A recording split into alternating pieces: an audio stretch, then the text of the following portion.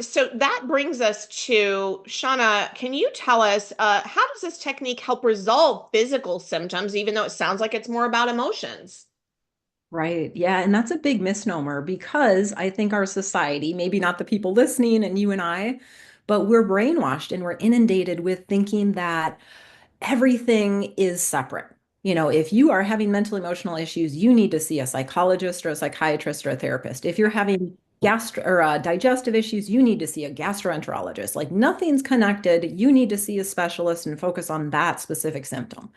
And in our world, it's so different. We understand that the body and the mind and the spirit is interconnected.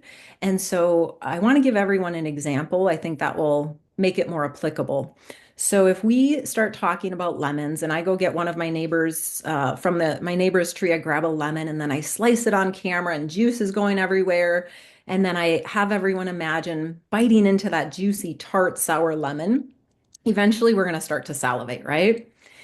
If I keep talking about that. Well, you're not crazy. Like, there's not a lemon here. You're not crazy. It's just that physiological response. The body says, oh, yeah, I remember that experience when I've had a lemon and it was tart and sour and I created more saliva.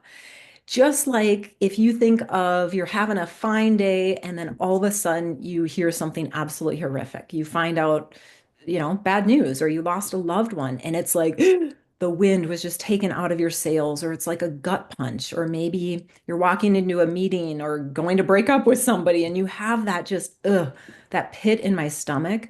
Those are physical symptoms, but it wasn't like somebody punched you in the stomach giving you that symptom. It was an emotional concern.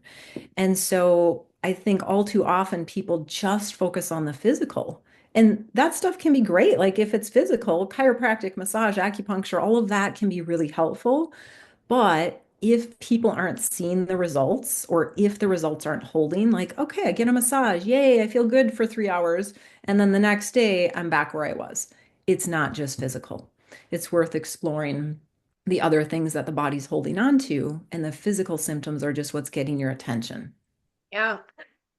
I wanted to give an example also.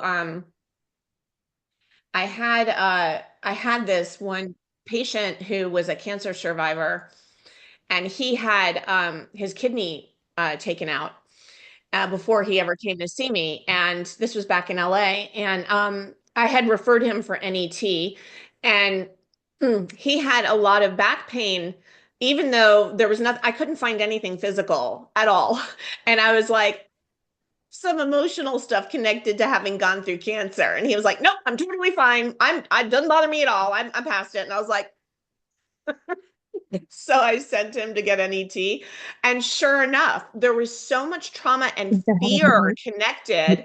Please mute everybody. Thank you. There's so much, thank you. There's so much trauma and fear connected, and kidneys relate to fear also. Like, different organs can connect to different emotions sometimes.